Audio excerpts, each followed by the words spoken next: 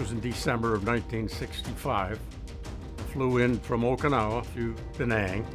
I was told that I would be going out in support of 2-9, helmet and helmet, 2nd Battalion, 9th Marines. We were going out on an operation that would probably be 5 to 7 days. We were taken to the LZ and we were loaded on H-34s. And we flew up into the Ky Phu Mountains. The next day we fell in line and moved out with the whole battalion. They were on Operation Harvest Moon. And they'd been out for about 10 days, I believe. About the 3rd or 4th day, I heard some rounds go off. And I didn't think too much of it. We're coming down out of the Ky Phu Mountains on the 18th of December. It's probably gonna be the last day of the operation for us. A couple of the companies were in the village of Ky Phu. Now, hotel company was the rear element, the security element, the tail end Charlies. And as we're coming across a dike, the ambush was triggered. The fog of war set in at that point. They were well entrenched, well camouflaged. 3 companies had passed through that area, and the initial round that triggered our ambush hit Captain Gormley, mortally wounded him, and killed radio operator Savoy. Of course, they're down. The enemy knew what the hell they were doing, and it was hellacious. There were more rounds going off, mortar rounds, RPGs, machine guns. I hit the deck. But when I looked around, I see all these young Marines looking at me. I'd only been with them 4 days. They didn't know my name. I had a silver bar on my collar, and they're looking at me, okay, Lieutenant, what the hell are we going to do? We're in a ham sandwich here.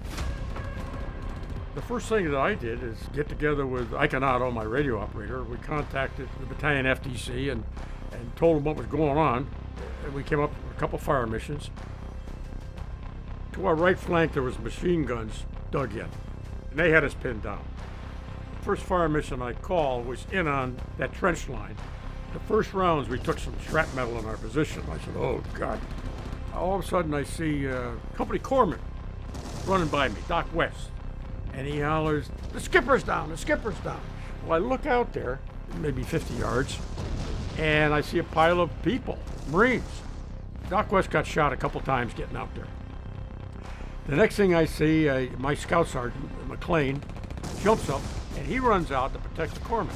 He got shot 2 or 3 times. Now I got the corpsman down, my scout sergeant's down, the company commander's out there, and the radio. But we still had those damn machine guns over there. We had to cope with that. I turned the radio over to Ike, so he was calling in the fire missions. I ran out, and I picked up Captain Gormley in my arms, and I carried him back. And we talked. He's pretty well shot up, and he died in my arms. That's a hell of a feeling when they're laying there and you got your company commander in your arms, a man you've only known for 3 days. But I felt like I'd known him forever. Why I didn't get hit, the good Lord, he had other things for me to do that day. I went out and I took the radio off of Savoy, and then I called the battalion. I told them about the company commander dying. I says, I'm assuming the commander of this company. And every one of the platoon commanders was in their own firefight. We're pinned down. That damn machine gun over there was tearing us up. So I mounted a counterattack. And the first fire team that I sent up there, we're gonna fire and maneuver. Got shot up. Being in command was a tough job.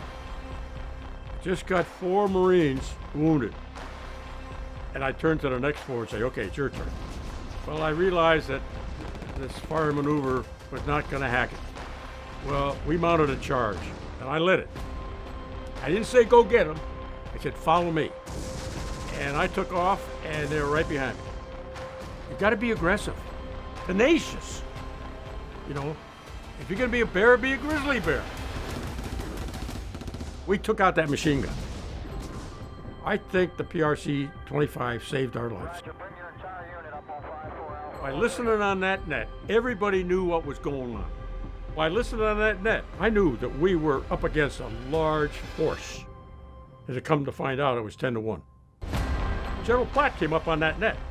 He said, Hotel 6, I got 2 armed helicopters up here. Can you use them? I said, you're damn right I can. He turned them over to me. So then I was talking to the two helicopters, and I controlled their fires. And the first thing I did is I went up on this little knoll, and I took a 3.5 rocket launcher, which was a bazooka, with white phosphorus, Willie Peter rounds. Well, the first ones I went at is the rest of that trench line. And I fired a Willie Peter in there, and then the pilots came in and hit those targets. Either I ran out of Willie Peter rounds or the weapon malfunctioned, and I stood up on the knoll, and I pointed my arms at the targets, and I told the pilots, you fly down the axis of my arms, and you'll find the target. You know, I got enemy on both sides of me, left them on my right, and in the rear, and they're closing in on me. Battalion commander says, you're gonna have to come out. He says, we're in one hell of a fight. All companies are engaged. I can't come get you. So if you don't come out, you're on your own. Well, I knew staying there that night, there wouldn't have been enough body bags in the morning to take us out of there. I had to figure out how the hell to get out of there. I called in and told the people in the 3 in the village of Ky Phu, you can't come get us, but you can set up a base of fire, and then I'll start across. The first fire team goes, and then the second one hops over and sits down, he's shooting, and then the leapfrog. The incoming we were taking, I knew it had been St. Patrick's Day before we'd have got across there. So I told the squad leaders and the platoon commanders, we're gonna go squad at a time, run as fast as you can. There was one path across, and it was deep. I mean, the water was deep. I said, the only time you stop is if a Marine gets shot, and you pick him up, because we don't leave anybody on the battlefield. I say go, you run as fast as you can until you get in there with the 7th Marines. I think we caught the enemy off guard. They didn't think we'd do something like that. You got to be innovative on the battlefield and take advantage and do what you got to do. War is horrifying. It's not glorifying. You know, there was no future in us staying there that night. I was the last one out. Myself and Ike on Otto. We came out together. The hard part was with the gunny,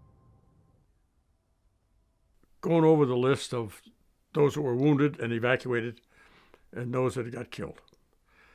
I think that was the realization to me of what combat and leadership and command is all about. I broke down. I'll admit it. It got to me. And then I wondered if some of those weren't hurt because of decisions I made. See, that was my biggest concern, is that I'd make the right decision at the right time for the right reason, and that it was a good decision. I didn't know that the next day it'd be all over. What everything I've said here so far is not about me. It's about the team. And as I said, I've worn this medal now for 56, 57 years now, in honor of the great Marines and the phenomenal Navy corpsmen that I got to lead on the field of battle that day in 1965.